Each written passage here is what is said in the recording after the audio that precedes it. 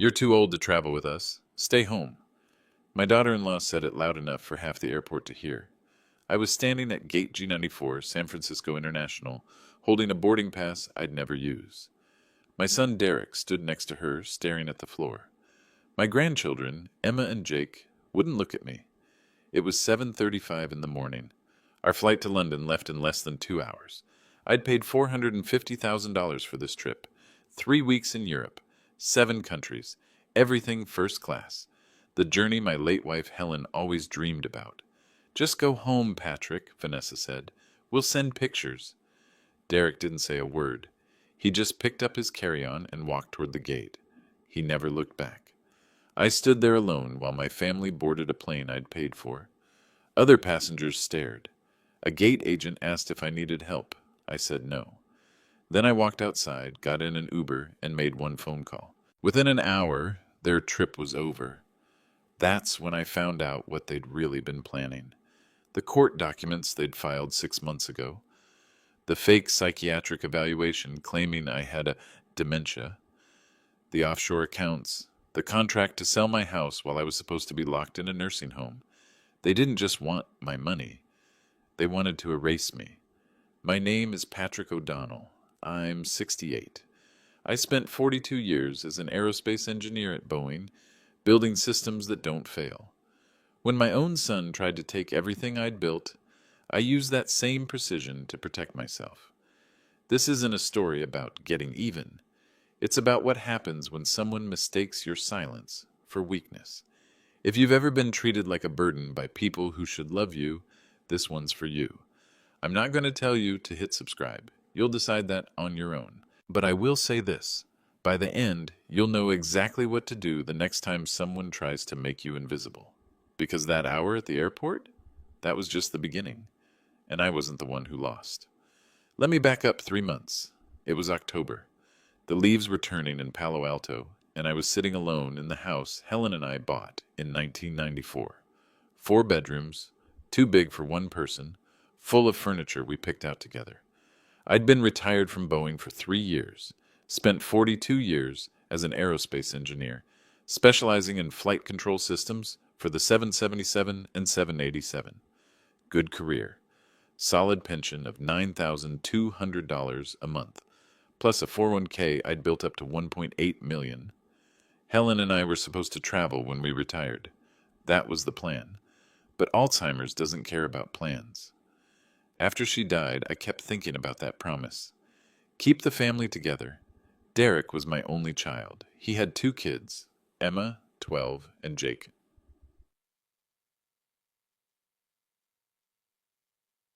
9. Smart kids. Good kids. I barely saw them. Maybe birthdays, maybe Christmas, if Vanessa felt like making the drive from San Jose. Vanessa, my daughter-in-law, an Instagram influencer with 47,000 followers who posted pictures of luxury vacations I later learned they couldn't actually afford. Derek worked as a marketing director at some tech startup called Venture Wave Analytics, made about $185,000 a year, which sounds good until you realize they were $178,000 in credit card debt. I didn't know that in October. What I knew was that I was lonely, and I had money. Helen's trust fund had left me well provided for, and I wanted to do something meaningful with it before I died. So I called luxury travel company and booked their European Heritage Journey package. 21 days, 7 countries, customized itinerary, $450,000, paid in full on February 15th. Then I called Derek. Hey, Dad. His voice had that distracted quality, like he was reading emails while we talked. I'm planning a family trip, I said. Europe. 3 weeks. I'd like you and Vanessa and the kids to come with me. My treat. Silence. Then, Europe? Dad, we'd have to check our schedules. Vanessa's got some brand partnerships coming up. All expenses paid, I said. Flights, hotels, everything. I just want to spend time with my grandchildren. With you. Another pause. Let me talk to Vanessa. He called back 2 days later. Vanessa had done the math. $450,000 for 6 people meant $75,000 per person, and suddenly the brand partnerships could wait. They were in. Over the next 3 months, I watched them get excited about the trip in ways that had nothing to do with me. Vanessa posted Europe countdown stories on Instagram. Derek researched restaurants in Paris. Emma practiced French phrases. Jake made a list of gelato flavors to try in Rome. Nobody asked how I could afford it. Nobody asked if I was excited. Nobody invited me to the planning conversations. I should have known. They never asked how I was doing after Helen died either. They just asked when the house would be sold, how the estate was being distributed, whether there was anything they needed to know about the trust. But I told myself it was fine. Once we were on the trip, things would be different. We'd have 3 weeks together. We'd build memories. We'd become a family again. I was wrong. January 7th, 6:15 in the morning. I picked them up from their house in San Jose. Rented a minivan because I wanted us to drive to the airport together, like a real family trip. Derek loaded the luggage while Vanessa checked her reflection in the side mirror. Emma and Jake climbed into the back seats, earbuds already in. The drive to SFO took 40 minutes. Nobody talked. Derek scrolled through his phone. Vanessa did her makeup. I tried to ask Jake about school, but he just mumbled fine and went back to his game. We parked at 7. International departures. The terminal was crowded.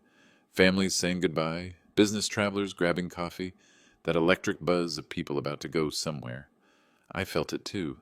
Despite everything, I was excited. This was happening. Security line took 20 minutes. I moved slower than they did. 68-year-old knees don't love standing in line. But I kept up. Got through TSA fine. We walked toward Gate G94, Terminal G. Our flight to London Heathrow was scheduled for 9:30. We had time. At 7:25, we reached the gate. Vanessa immediately went to the window to take photos of the plane for Instagram. Derek sat down and opened his laptop. The kids asked for money for Starbucks. I sat down next to Derek. Excited? I asked. Yeah, Dad. Should be great. He didn't look up. I'm really glad we're doing this, I said. Your mom would have loved... Patrick? Vanessa was standing in front of me. Her arms were crossed. Derek had closed his laptop. We need to talk, she said. The boarding announcement hadn't even happened yet. Around us, other passengers were settling in, reading, watching the plane's taxi. Normal pre-flight energy. Vanessa glanced at Derek. He looked away. This isn't going to work, she said. What isn't? You, coming with us. She said it like she was explaining something obvious to a child. You're too slow, Patrick. At security, you held up the whole line. Walking here, we had to keep stopping. 21 days of that? The kids have been looking forward to this trip for months. We can't have you ruining it. I looked at Derek. Son? He stared at his shoes. It's better this way, Vanessa continued. You should go home, rest. We'll send you pictures. The kids will tell you all about it when we get back. Emma and Jake were standing 10 feet away, holding their Starbucks cups, looking at the ground. They wouldn't meet my eyes. I paid for this trip, I said quietly. We know, and we appreciate it. We really do. But you're 68 years old. You can barely keep up in an airport. What happens when we're trying to catch trains in Paris? When we're climbing stairs in Rome? You'll slow us down. You'll complain. You'll need to rest every 2 hours. She softened her voice, like that made it better. This is for the best, for everyone. Derek, I said. My son finally looked at me. For just a second, I saw something in his face. Shame, maybe. Guilt. But then Vanessa put her hand on his shoulder, and whatever I'd seen disappeared. Dad, he said, maybe she's right. Maybe you should sit this one out. The boarding announcement crackled through the speakers. First class and business passengers, please begin boarding. Vanessa picked up her carry-on. Come on, guys, let's get settled. Emma and Jake followed her toward the gate. Derek hesitated, then grabbed his bag. I sat there, holding a boarding pass I would never use. My son didn't even look at me when his wife said it. I don't remember walking out of the terminal. 1 minute I was sitting at Gate G94, watching my family board a plane I'd paid for. The next minute I was outside, standing at the rideshare pickup area, watching cars circle past. The fog was rolling in off the bay, cold for January. I pulled out my phone and ordered an Uber. Then I stood there, breathing, trying to understand what had just happened. They thought I was weak, slow, a burden. They took my money and threw me away like I was damaged luggage. The Uber pulled up, a Toyota Camry. Driver named Luis. He was probably 50, friendly to smile, asked me how my morning was going. I said fine, gave him my address in Palo Alto, and sat back. He tried to make conversation for the first 10 minutes. Asked if I'd been traveling. I said no. Asked if I had family in the area. I said yes. After that, he stopped trying. We were on 101 South when I pulled up the confirmation email from Luxury Travel Company. Booking number LTC 38291, $450,000, paid in full. Departure January 7th, 9:30 a.m. I tapped the customer service number. 3 rings. Luxury Travel Company, this is Barbara speaking. How may I provide you with exceptional service today? My name is Patrick O'Donnell, I said. Booking number LTC 38291. I need to cancel. Pause. I'm sorry to hear that, Mr. O'Donnell. May I ask the reason for cancellation? Family emergency. I understand. Let me pull up your reservation. Keyboard clicking. Oh my. This is our European Heritage Journey package. Departure is this morning. In fact, your flight should be boarding right now. It is, I said. Mr. O'Donnell, I need to inform you that our cancellation policy for same-day departures includes a 15% processing fee. You'd receive a refund of $382,500. The $67,500 fee is non-negotiable. That's fine. Are you certain? This is a significant... I'm certain. Cancel it. More clicking. Then processed. You'll receive confirmation via email within 5 minutes, and the refund will be deposited to your account within 5 to 7 business days. Is there anything else I can help you with today? No. Thank you, Barbara. I hung up. Luis caught my eye in the rearview mirror. Everything okay back there? Fine, I said. We drove in silence for another 10 minutes. Then my phone started ringing. Derek. I let it go to voicemail. It rang again. Vanessa. Voicemail. Again. Derek. Again. Vanessa. Luis cleared his throat. Sounds like somebody really wants to talk to you. They'll leave a message, I said. We were pulling into my neighborhood when the 5th call came through. I answered. Dad! Derek's voice was sharp, panicked. What the hell did you do? I canceled the trip. You can't. We're at the gate. They're saying our boarding passes are invalid. That's correct. Dad, this isn't funny. There are 200 people watching security escort us away from the gate. Vanessa is... I heard her in the background screaming at someone. Emma was crying. You can go home now, I said. Rest. I'll send you pictures. You spiteful old... I hung up. Luis pulled into my driveway. The house looked exactly like it had when I'd left 2 hours ago. Quiet. Empty. Waiting. That sounded intense, Luis said. I handed him a $50 tip. They'll be fine. Inside, I made coffee, sat at the kitchen table, the same table where Helen and I used to plan our own trips that we never got to take, where Derek used to do his homework in high school, where I'd sat alone for 3 years, eating dinner by myself, waiting for phone calls that rarely came. My phone buzzed. A text from Derek. You just humiliated us in front of everyone. I will never forgive you for this. I set the phone down. Then I picked it up again and dialed a different number. Delacroix Law Offices. How may I direct your call? Margaret Delacroix, please. Tell her it's Patrick O'Donnell. She'll want to take this call. Vanessa's scream echoed through Terminal G. I was already halfway home. Margaret Delacroix arrived at my house at 10:30. She'd been Helen's attorney for the trust paperwork, back when we were planning for Alzheimer's care. After Helen died, Margaret became the trustee of what we'd started calling Helen's Trust. $2.3 million in investments, with Derek as the sole beneficiary. She was 62, sharp as a blade, with gray hair she kept in a practical bob. She walked in carrying a leather briefcase that I'd learned to associate with either very good news or very bad news. Patrick. She set the briefcase on my kitchen table. When you called, you said you needed to talk about Derek. What happened? I told her about the airport, about Vanessa, about Derek standing there silent, while his wife told me I was too old and too slow to go on a trip I'd paid for. Margaret didn't interrupt. When I finished, she was quiet for a long moment. "There's something you need to know," she said. "I've been trying to reach you for 2 weeks. Your mailbox was full, and you weren't answering emails. I was busy planning the trip. Patrick." She opened the briefcase and pulled out a thick folder. "Derek filed a petition for guardianship 6 months ago." The coffee in my stomach turned cold. "What?" She spread papers across the table. Official letterhead. Superior Court of California, County of Santa Clara.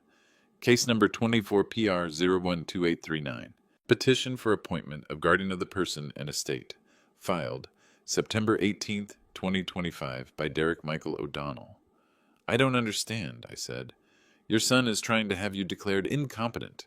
He's claiming you have cognitive decline, that you can't manage your own finances or health decisions. He wants legal authority over everything. Your bank accounts, your medical care, where you live." I stared at the documents. I didn't know about this. "That's because his attorney filed the initial paperwork with an incorrect address. Your old apartment in Seattle from 15 years ago. The court notices never reached you. I only found out because I'm the trustee of Helen's trust, and California law requires notification of any legal action that might affect trust beneficiaries. When's the hearing?" "March 12th, 9 weeks from now." She pulled out another document. "This is the preliminary psychiatric evaluation. Do you know a Dr. Harold Kemper? Never heard of him. He's the psychiatrist who examined you." "I've never been examined by a psychiatrist." Margaret's jaw tightened. "According to this report, Dr. Kemper met with you on November 3rd at your home. He notes moderate cognitive decline, difficulty with recent memory, confusion about financial matters, inability to manage complex decisions. His recommendation is that you require full guardianship." "Margaret, I've never met this man." "I know." She pulled out her laptop. "Because Dr. Kemper went to college with Vanessa, University of Oregon, class of 2009.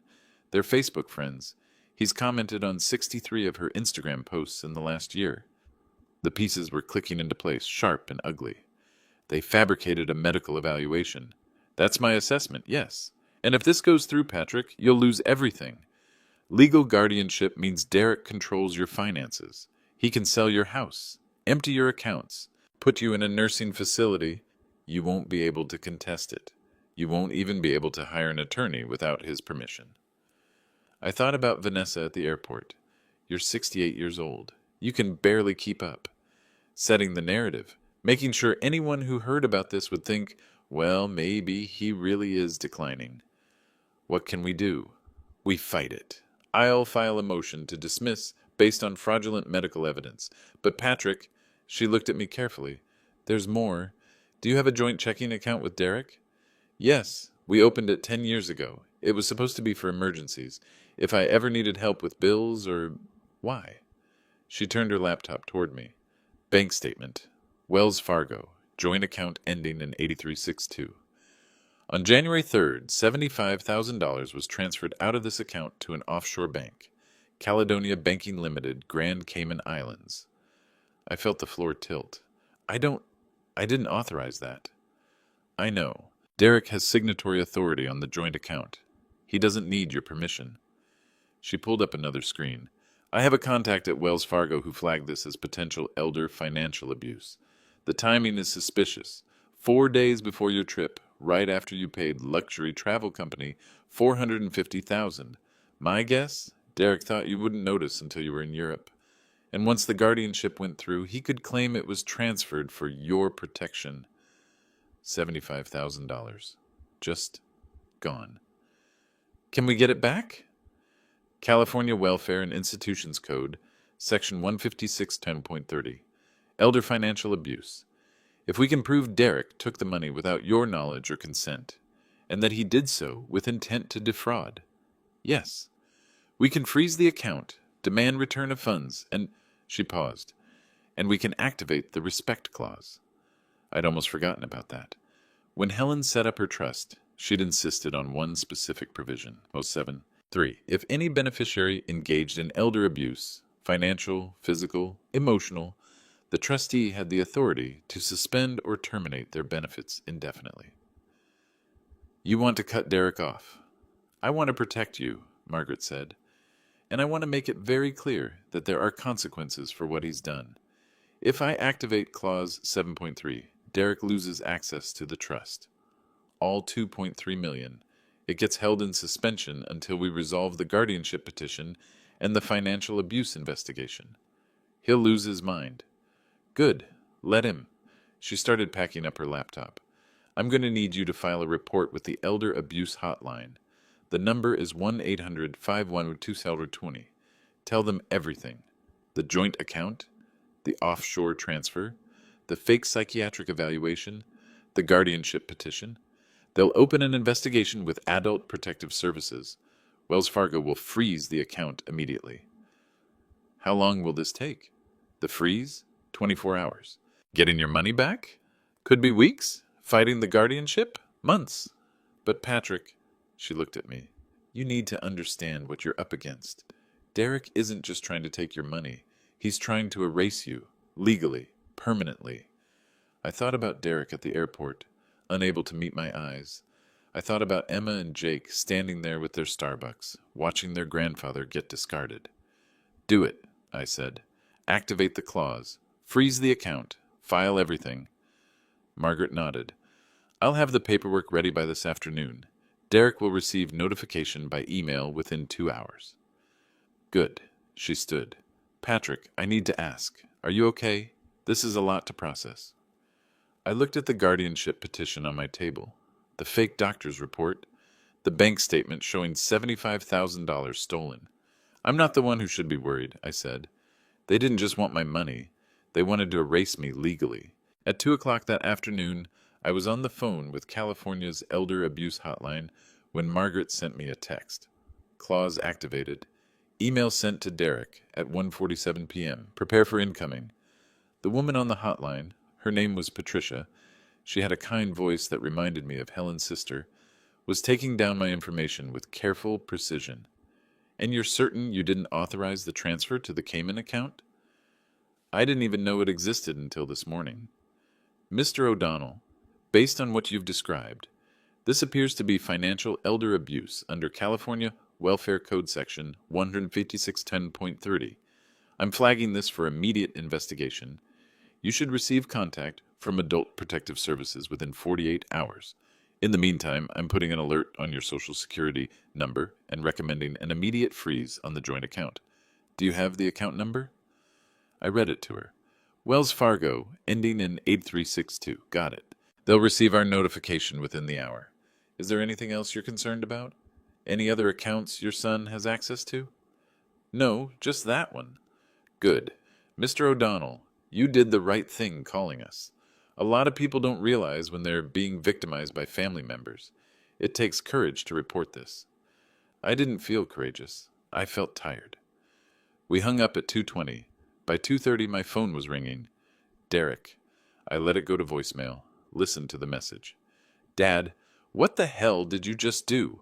I got an email from Margaret Delacroix saying the trust is suspended. Call me back, now. I deleted it. 2:35. Vanessa. Voicemail. Patrick, I don't know what kind of game you think you're playing, but you need to fix this immediately. That trust money is Derek's inheritance. Helen left it to him. You can't just take it away because your feelings got hurt. I deleted that one too. 2:40. Derek again. Voicemail. Dad, please. I'm sorry about the airport. Vanessa was stressed. She didn't mean it. We can talk about this. Just call Margaret and tell her to unlock the trust. Please. The please almost got me. Almost. I made myself a sandwich instead, sat at the table, ate slowly. 2:55. My phone rang again. Different number. I answered. Mr. O'Donnell, this is Teresa Kim from Wells Fargo Fraud Prevention. We've received notification from California Adult Protective Services regarding account 8362. We've frozen all activity on this account as of 2:40 p.m. today. You should have received a confirmation email. I did, thank you. I need to inform you that we're also initiating a wire recall on the $75,000 transfer made on January 3rd. International wire recalls can take 14 to 30 business days, and there's no guarantee of success. But given the circumstances and the APS flag, we're treating this as priority. What are the chances of getting it back? If the receiving bank cooperates, 70%. Caledonia Banking has been on our watch list for suspicious activity. They may not want the attention. Thank you, Teresa. One more thing, Mr. O'Donnell. The account shows 17 attempted transactions in the last 40 minutes. All declined due to the freeze. Someone is trying very hard to move money. Derek, panicking. Can you tell me how much he was trying to move?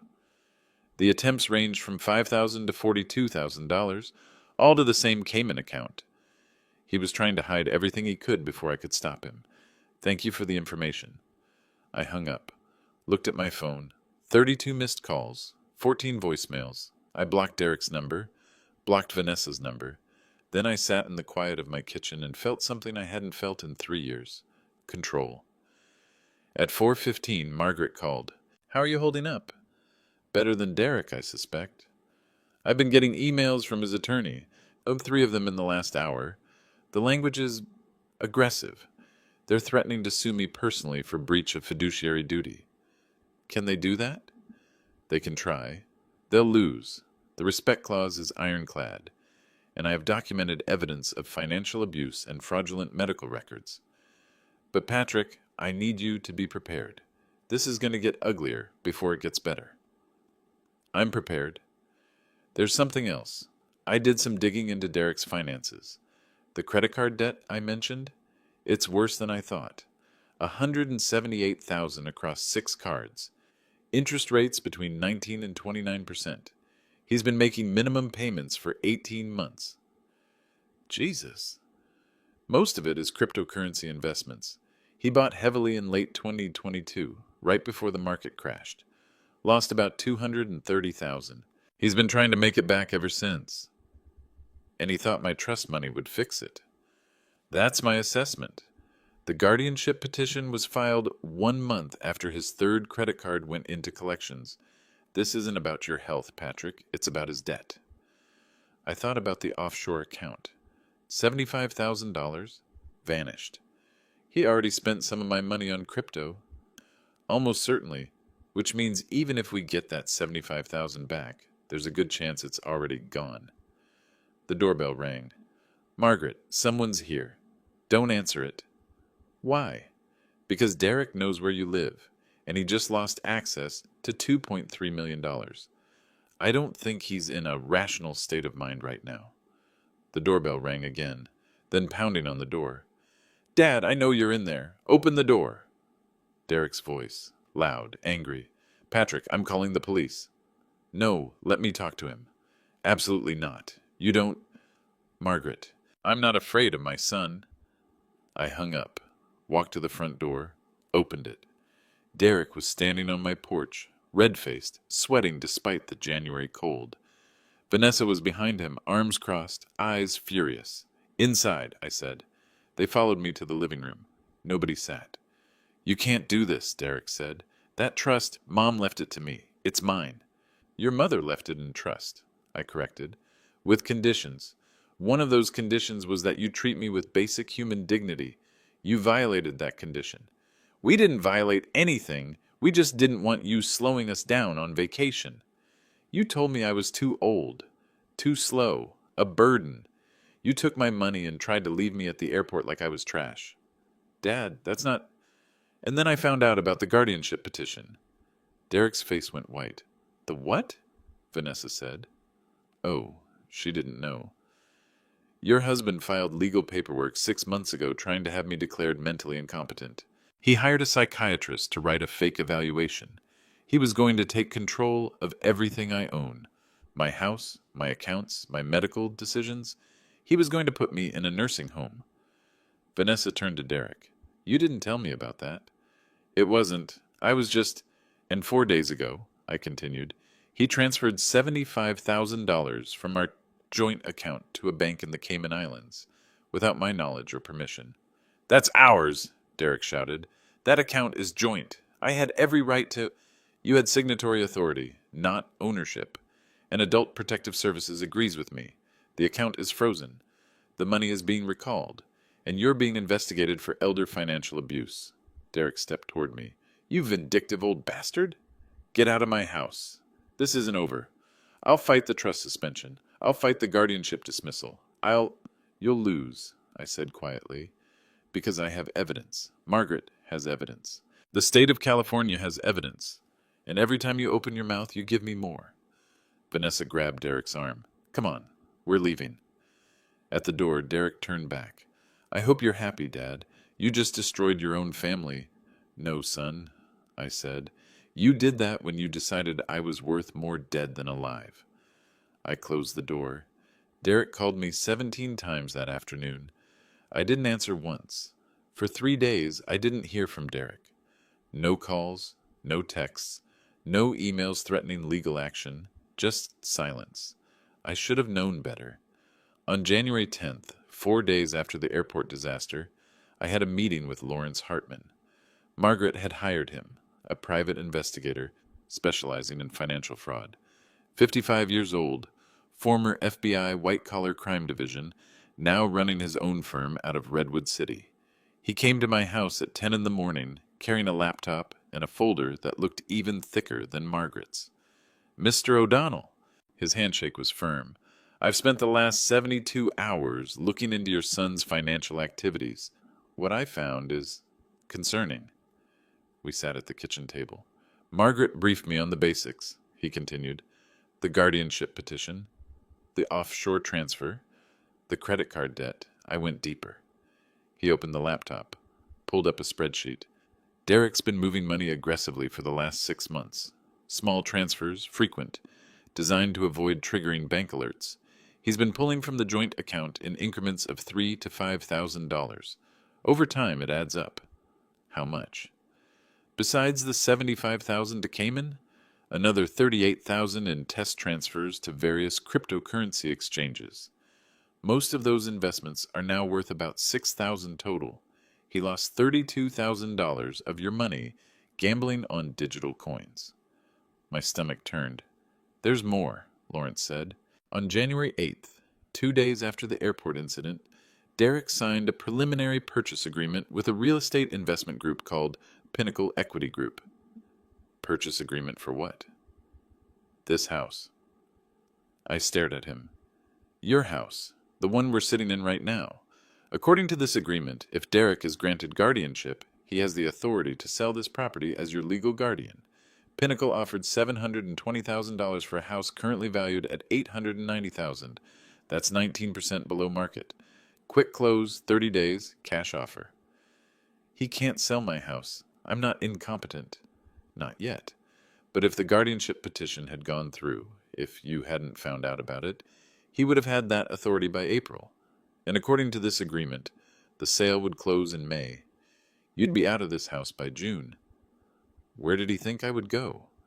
Lawrence flipped through the folder, pulled out a brochure. Sunnyvale Care Facility, basic nursing home in Sunnyvale, California. $1,850 a month for a shared room. I called them. They have a bed available. Derek inquired about it on December 20th. December. A month before the trip. Before the airport. He'd been planning this for that long. Did he tell them why?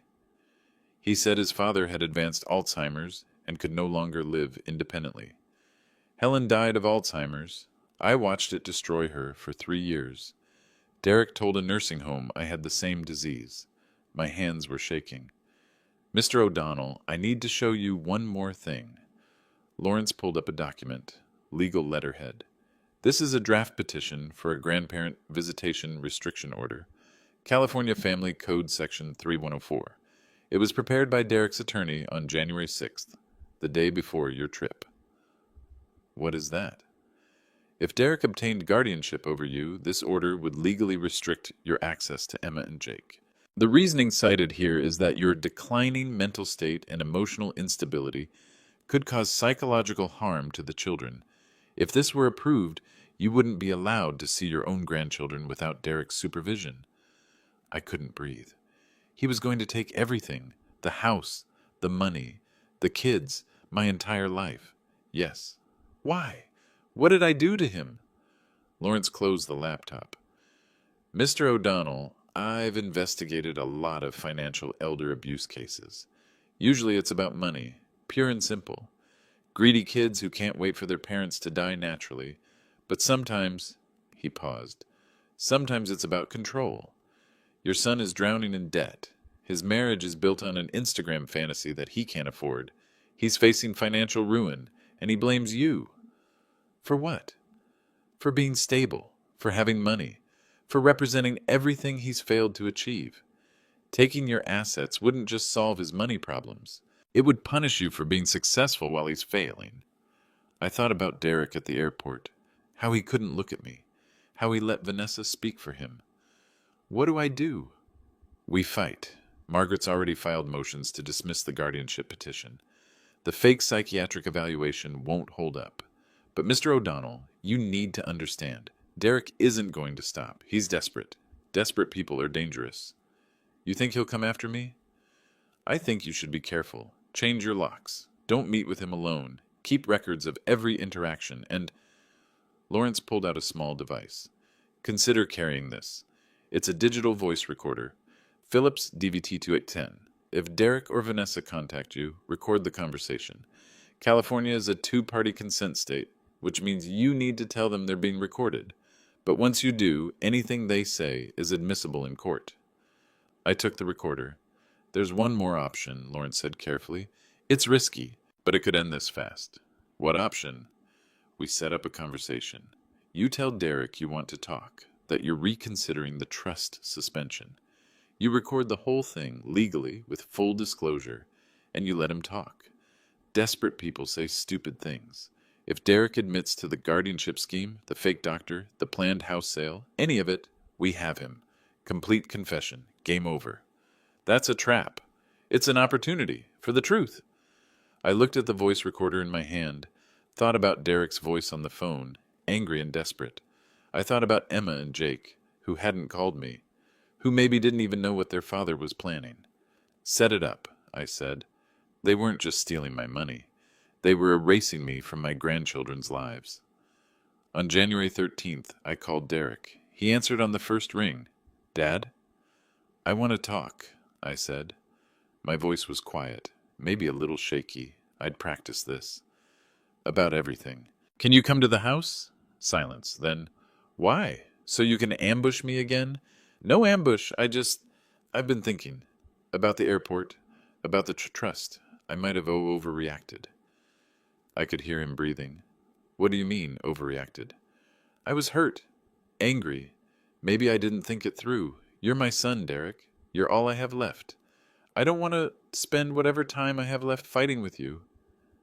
Dad, his voice softened. I don't want to fight either. And then come over. Wednesday morning, 11 o'clock. Just you and me. We'll talk. What about Margaret? The trust suspension? I'll talk to her. If we can work this out between us, I think she'll listen. Another pause. Vanessa should come too. No, just you, father and son, the way it should be. I could hear him calculating, weighing options. Okay, he said finally. Wednesday, 11. Thank you, Derek. I hung up, looked at Lawrence, who was sitting across from me at the kitchen table. You're good at this, he said. I don't feel good about it. You shouldn't, but it's necessary. Margaret arrived an hour later. She'd brought the digital recorder Lawrence had given me, plus a lapel microphone and a small camera that looked like a pen. California law is very specific about recording, she said. You must inform all parties that they're being recorded. You can't hide it. The moment Derek walks in that door, you tell him. Clear, explicit disclosure. What if he refuses to talk? Then we don't get the confession. But if he agrees, everything he says is admissible. And Patrick, she looked at me seriously. Don't try to trick him. Don't lie. Just ask questions and let him talk. That's all you need to do. What kind of questions? Why did he file for guardianship? Why did he transfer the money? What was he planning to do with your house? Where did he think you'd end up? She ticked them off on her fingers. But most importantly, does he regret it? Is he sorry? Or does he still think he was justified? What if he's sorry? Margaret and Lawrence exchanged a look. Then you have a choice to make, Margaret said quietly.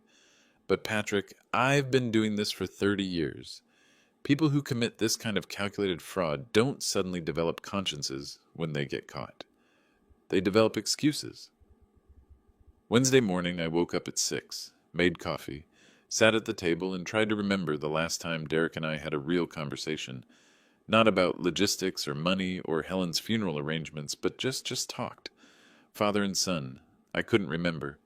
At 10:30, I set up the voice recorder on the table. Big, obvious, black digital device with a red recording light. No hiding it. At 10:45, I heard a car in the driveway. Derek knocked on the door. I opened it. He looked terrible. Unshaven, wrinkled shirt, dark circles under his eyes. He'd lost weight. Dad, come in, son. We walked to the living room. I gestured to the couch. He sat. I stayed standing. Before we start, I said, I need to tell you something. This conversation's being recorded. I pointed to the recorder on the table. I'm making this disclosure because California law requires it. Everything we say here is being documented. If you're not comfortable with that, you can leave.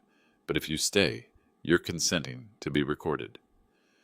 Derek looked at the device, then at me. You're seriously recording your own son? I'm protecting myself, I said. After everything that's happened, I think that's reasonable. Do you consent? He laughed bitterly. Do I have a choice? Yes, you can leave. He stared at the recorder for a long moment. Then he leaned back on the couch. Fine, record. I don't care anymore. I sat down across from him. I'm glad you came, I said. Yeah, well, you said you wanted to fix this. I said I wanted to talk. I never said I'd fix anything. His expression changed. What? I gave them enough rope. They just needed to tie the knot themselves. Derek stood up. What the hell is this? Sit down, I said. Dad, if you brought me here to play games, sit down. Something in my voice made him stop. He sat. I want to know why, I said. Why what? Why the guardianship petition? Why you told a psychiatrist I had Alzheimer's? Why you transferred $75,000 of my money to the Cayman Islands? Why you signed a contract to sell my house for 19% below market value? Why you planned to lock me in a nursing home for $1,850 a month while you stole everything I've spent my life building? Derek's face went pale. I want to understand, Derek. What did I do that made you hate me this much? I don't hate you. Then why? He looked away. You don't understand. You don't know what it's like. Tell me. You and Mom, you had everything figured out. Good jobs, good money, nice house. You made it look easy, and I tried. I got the degree you wanted. I got the job, the wife, the kids. I did everything right. His voice was rising. But it's not enough. It's never enough. Do you know how much it costs to live in Silicon Valley?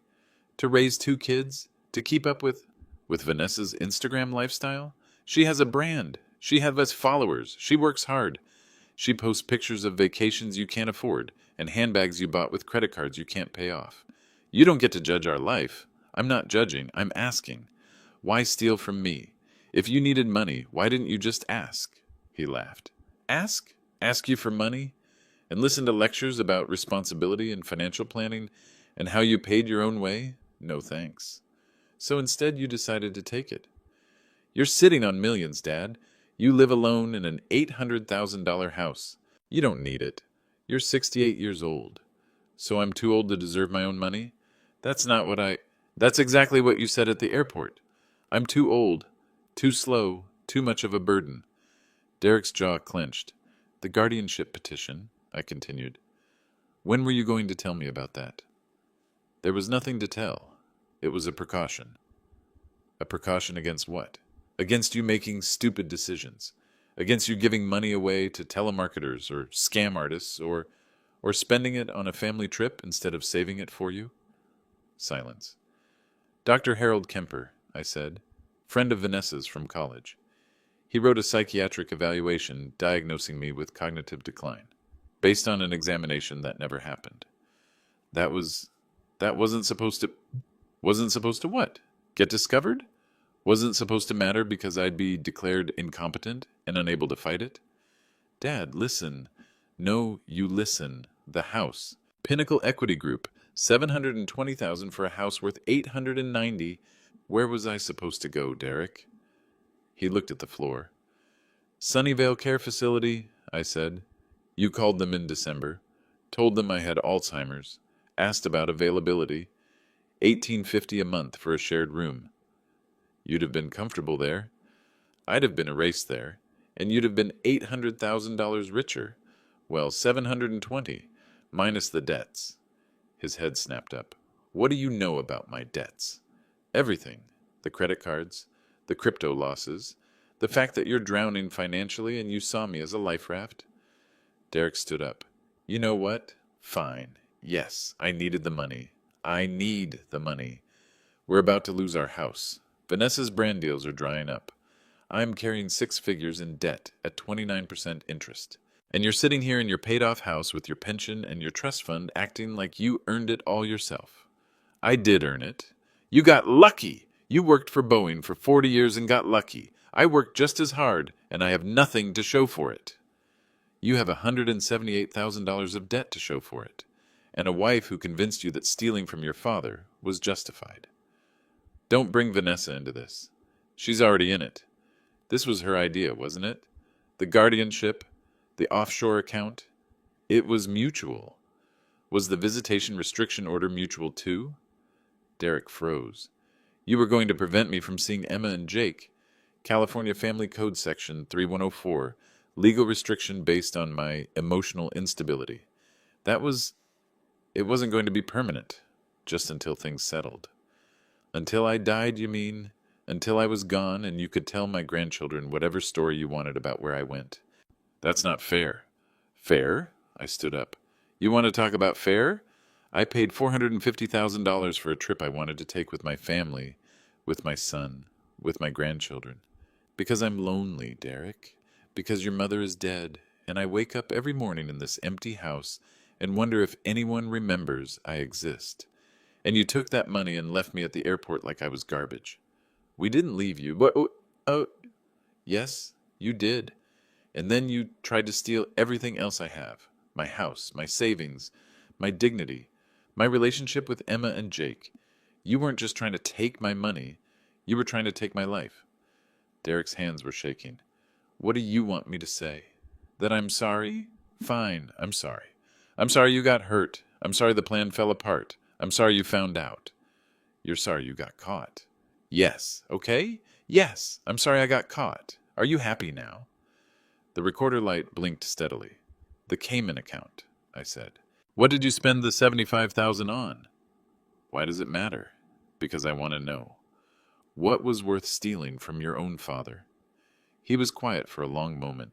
Then, crypto. We put it into cryptocurrency. We thought, Vanessa knows people who made millions. We thought, if we could just get one big win, how much is left? About 6,000. You lost $69,000. Market timing is difficult. We could have... Get out of my house. Dad, wait. Get out. Now. He didn't move. I'll fight this, he said. I'll fight the trust suspension. I'll get a better lawyer. That money is mine. Mom left it to me. Your mother left it in trust with conditions. You violated every single one of them. Then I'll contest the will. Go ahead. You'll lose. You're being selfish. You're punishing me because your feelings got hurt.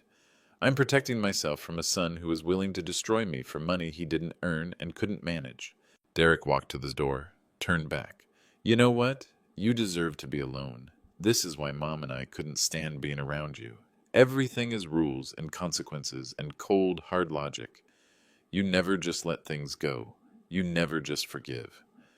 I forgave you 1,000 times, Derek. Every missed call, every forgotten birthday, every time you asked about money before you asked how I was doing. I forgave all of it. I told myself you were busy, that you'd come around, that family mattered. I stepped closer. But you don't steal from family.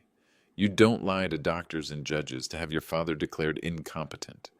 You don't plan to sell his house and lock him in a nursing home while you gamble away his life savings on cryptocurrency. I needed You needed to be better than this, and you weren't. Vanessa's voice came from the doorway. I hadn't even heard her come in. This is ridiculous. She stepped into the room, arms crossed. Patrick, you're being dramatic. Derek made some mistakes, but you're acting like he tried to murder you. He tried to erase me legally. That's close enough. Oh, please. The guardianship was a precaution. You're 68, alone, clearly not thinking straight if you're willing to blow up your relationship with your only child over money. Over theft. It's not theft if it's family money. It's my money. Not family money. Mine. I earned it. I saved it. And I get to decide what happens to it. You're being selfish, Vanessa said. You're sitting on millions while your son is struggling. While your grandchildren are growing up watching their father work himself to death. You could help us. You could make all of this go away. But instead, you're choosing to be vindictive.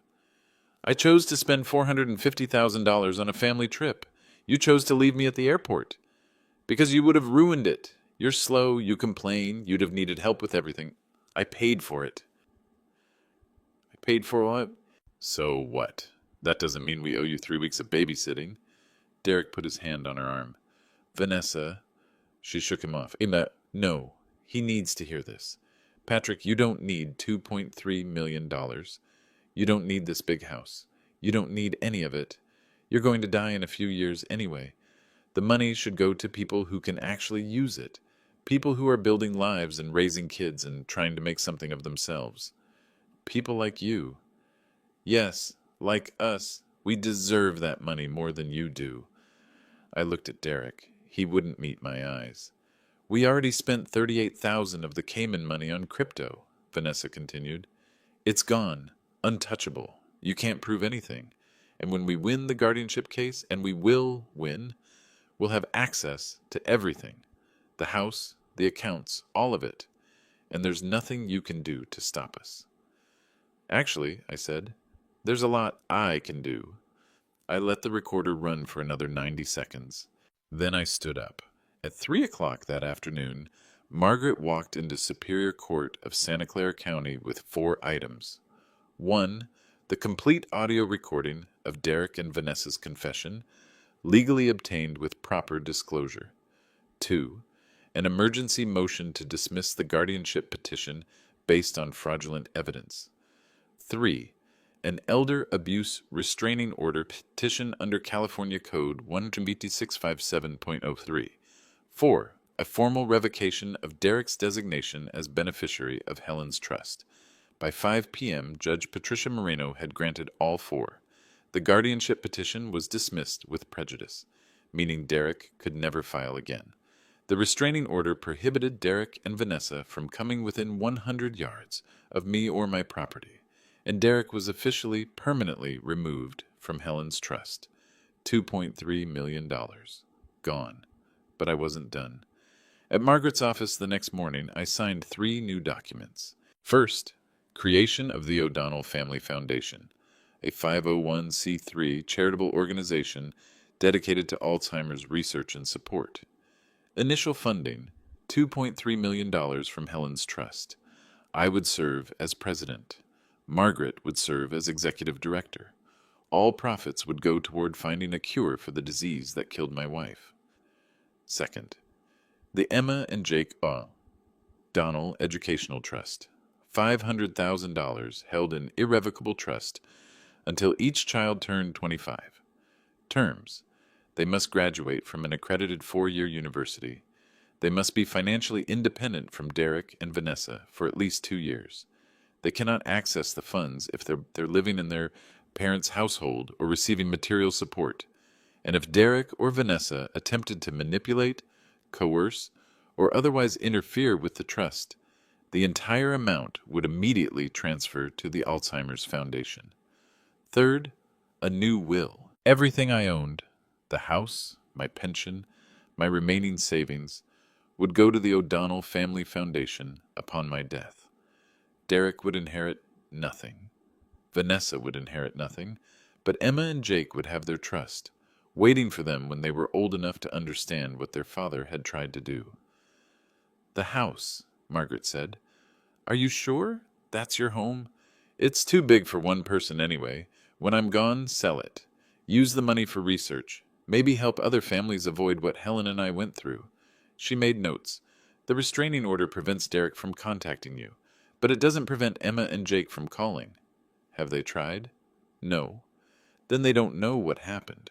Or they've been told a version that makes me the villain. What do you want to do about that? I thought about it for a long time. Write them a letter. Not now, when they're 18. Put it with the trust documents. Tell them everything, the airport, the guardianship, the recording, all of it. Let them decide for themselves who their grandfather was. And if they hate you for it, then they hate me. But at least they'll know the truth. Lawrence Hartman's final report came 3 days later. Wells Fargo had successfully recalled $62,000 of the $75,000 from the Cayman account. The remaining $13,000 was lost to conversion fees and the fact that Derek had already moved it into cryptocurrency that was now worth about $800. Adult Protective Services completed their investigation and referred the case to the Santa Clara County District Attorney. The charges, elder financial abuse, fraud, identity theft, were being considered. Derek's attorney was negotiating a plea deal. Dr. Harold Kemper was under investigation by the California Medical Board for filing a fraudulent psychiatric evaluation. His license was suspended pending a hearing, and Pinnacle Equity Group, the real estate investment company that had offered to buy my house at below market value, was being investigated for predatory contracts targeting guardianship cases. Everything was falling apart for Derek. Everything was finally stable for me. On January 25th, I received a letter from Derek's attorney. It was an offer of settlement. Derek would drop any remaining legal claims against me and the trust in exchange for $50,000. I wrote one word on the letter. No. Sent it back. That evening, my doorbell rang. I looked through the window. Emma and Jake were standing on my porch. I opened the door. "Grandpa," Emma's voice was small. "Can we come in?" I looked past them. Vanessa was in the car at the curb, watching. "Are you supposed to be here?" "Mom said we could visit for 10 minutes. She said you probably wouldn't want to see us because of what Dad did." "What did she tell you he did?" Emma looked at Jake. He was crying quietly. "She said you got mad because we didn't want you on the trip. She said you punished Dad by taking away his inheritance. She said you don't love us anymore." I knelt down to their level. "I love you both very much. I will always love you. What happened between me and your father has nothing to do with you. Then why can't we see you?" "Because there's a court order that says your parents can't come near me, and you're minors. That makes it complicated." "Are you really mad at us?" Jake asked. "No, buddy, I'm not mad at you. I'm not mad at Emma. I'm sad that we can't spend time together right now. But that's not your fault." Emma pulled an envelope from her pocket. "I wrote you a letter. Mom doesn't know. Can I give it to you?" "Of course." She handed it to me. I put it in my pocket. "There's money set aside for both of you," I said. "When you're older. For college, for starting your lives. Your dad and Mom can't touch it. It's yours. And there's a letter I wrote for you explaining everything that happened. You'll get it when you turn 18. Read it. Then decide for yourself who was right and who was wrong." "Grandpa," Emma said, "I don't care who was right. I just miss you." Vanessa honked the horn. "I have to go," Emma said. They walked back to the car. I watched them drive away. Then I opened the letter. "Dear Grandpa, I don't understand why grown-ups fight about money. Dad says you were mean to him. Mom says you're selfish. But I remember when Grandma died, you were the only one who didn't cry at the funeral. You just stood there holding her picture. And later I asked you why. And you said, 'Because I already cried all my tears at home. At the funeral, I need to be strong for everyone else.' I think you're still being strong. I don't know what Dad did, but I know you, and I know you wouldn't hurt us on purpose. I love you. I hope I can see you again soon." Emma, I folded the letter carefully, put it in the drawer next to Helen's wedding ring and the last birthday card she ever gave me, and I let myself cry. Because being strong doesn't mean never breaking. It just means choosing when to break in private. They weren't just stealing my money. They were erasing me from my grandchildren's lives. But Emma remembered, and someday that would matter. 6 months later, the O'Donnell Family Foundation held its first fundraising gala at a hotel in San Francisco. 200 people attended. We raised $412,000 for Alzheimer's research. Margaret gave a speech about Helen, about her brilliant mind, her infectious laugh, the way she could solve a New York Times crossword in under 20 minutes, until the day she couldn't remember what a crossword was. I didn't speak. I just stood in the back and watched people write checks in my wife's memory. Afterward, a woman approached me, late 50s, kind eyes. "Mr. O'Donnell, my name is Carol Harrison. My mother had Alzheimer's. We lost her 2 years ago." "I'm sorry. I read about your foundation in the Chronicle. The article mentioned what your son did. I'm sorry you went through that." "Thank you. My brother tried something similar with my mother," she said quietly. "Guardianship petition, fake medical reports, the whole thing. I stopped him, but barely. These cases are more common than people think." "I'm learning that." "The foundation, are you accepting volunteers?" "Always," she smiled. "Then count me in. Someone should have helped my mother. Maybe we can help someone else's." Over the next year, the foundation grew. We funded 3 research studies. We provided support groups for caregivers. We trained social workers to recognize signs of financial elder abuse. Derek never contacted me again. The plea deal went through, 5 years probation, restitution of $62,000, to be paid at $2,000 per month, mandatory financial counseling, no jail time. California courts are reluctant to incarcerate first-time white-collar offenders, especially when the victim declines to push for harsh sentencing. I didn't want him in jail. I wanted him to live with what he'd done.